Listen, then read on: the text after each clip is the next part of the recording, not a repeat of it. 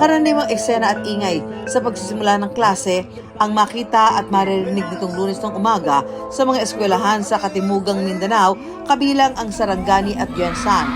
Nang biglang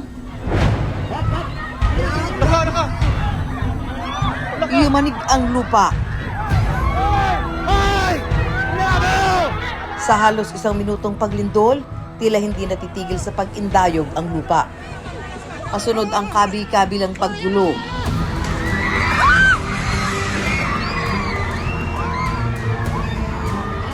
Mabuti na lamang at nasa labas pa ng mga silid-aralan ang mga mag-aaral, kaya naiwasan ng mas matinding pinsala.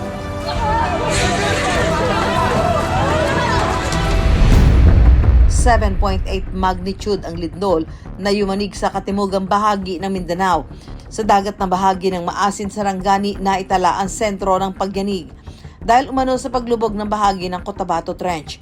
Kabilang ang General Santos City, Sarangani at mga kalapit na probinsya sa seismically active region sa bansa o madalas yumayanig ang lupa. Sa Mindanao rin tumama ang itinuturing na pinaka mapaminsalang lindol sa bansa. Ang magnitude 8.1 Moro Gulf quake noong 1976 na sinundan pa ng tsunami. Dahil mababaw umano ang naging pag-alaw ng trench, naging mapaminsala ang Moro Gulf quake noon. Kapag mababaw po yung pinangyarihan po ng lindol, most likely mas mataas po yung impact o yung ground shaking na manaramdaman po natin. Compare po doon kapag malalim po yung pinangyarihan po ng lindol, maliit na po yung chance sa maramdaman po ito sa kalupaan. Ganito rin umano ang nangyaring paggalaw sa 7.8 magnitude na lindol sa Sarangani itong Lunes. Sa nakalipas na 100 taon, 7 malalaking lindol na ang tumama sa Sarangani. Napuruhan din ng lindol ang maraming establishmento at istruktura sa General Santos City o Jensan. Makapigil hininga ang paglikas ng mga staff na ito ng isang fast food chain. Ilang sandali lamang nang makalabas sila, tuluyang gumuho ang gusali. Kahit ang malalaking mall, hindi kaya ang tindi ng pagyanig.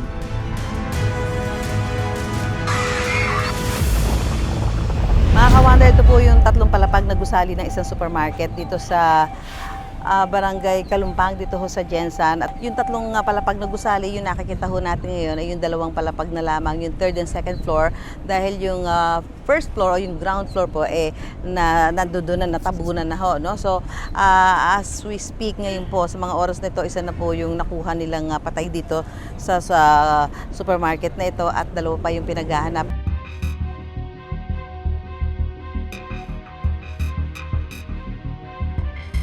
Ground floor, dito po tayo. Ma'am, okay pa ba dyan? Dito po tayo banda, ma'am. Dito po tayo banda. Safe tayo dito. Safe tayo dito? Opo, opo. Diyan sila huli nakita? Opo. Tapos yung kahapon, ito po dito po sa may bandang may dugo. Dito Diyan sa may po. poste na yan. Ayan po. Yan po posting yung ito? na-retrieve natin na isang Patay. Opo. Nung mga 8:30. Kahapon ng umaga? Pero nandito na kami 7:47. Opo. Pero mga hanggang 8:30 nagre-response pa sila. Okay. Kumakatok, sumasagot? Sumasagot at Kumakatok? Kumakatok, oo. Ano po yung sinasabi nila nung andito kumakatok? Tulong. Tabang. Tabang. Oo, tabang. Opo. Tapos, ano ho nangyari yun after? Po, maya-maya, wala na po. Maraming kabahayan din ang nawasak. Tila literal na pinagsakluban daw ng langit at lupa si Lola Ledesma. At ini ang akong tindahan, damo ng kadami sa mga cook nako, mga buak, tanan sa sulod nako tindahan. Pati ang rip ko, guba. Walay kuan. Ang kanyang boarding house naman, pinaguhuri ng lindol. Mao ni akong pisto nga na bar down ang akong kadir. Amo ni akong kuan, amo ni akong problema. Kay damo sang nangaguba.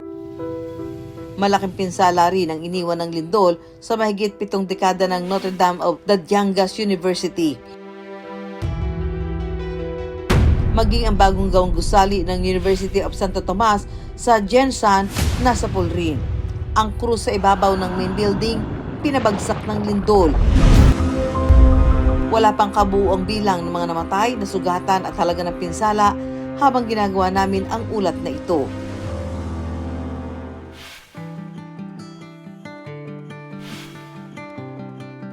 Kakatapos ng ipagdiwang ng parokya ang kanilang ika-40 anibersaryo ng linggo, isang araw bago ang paglindol. Masaya ang buong parokya, pero kasunod ng pagdiriwang sa isang iglap, ganito ang kinasadlakan. Ay, talagang nawala ang ho yung ganda. kay Same. Oo. Isang panel lang yun Isa natira. na lang. Tila binalatan ang buong kisame. Ito lang talaga ang naiwan, no? Nag-crack nga. Alin po ito? Oo, yan. Yung lalagyan ng holy water yan. Apo, Kung ilalagyan ng holy magpasok water. dito bago magsimba. Hindi talaga namin... Inakala. Oo.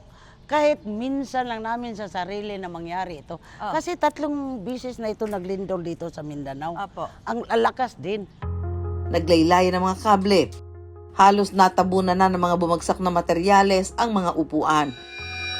Sa kabila ng malaking pinsala sa simbahan, tila milagrong hindi nasira ang mga imahen sa loob nito. Tingnan mo yung Yung image altar. ni Holy Cross. Hindi talaga siya natinag. Nakikita mo talaga, hindi talaga niya sinira. Wala rin daw nasaktan sa mga tauhan at deboto sa simbahan.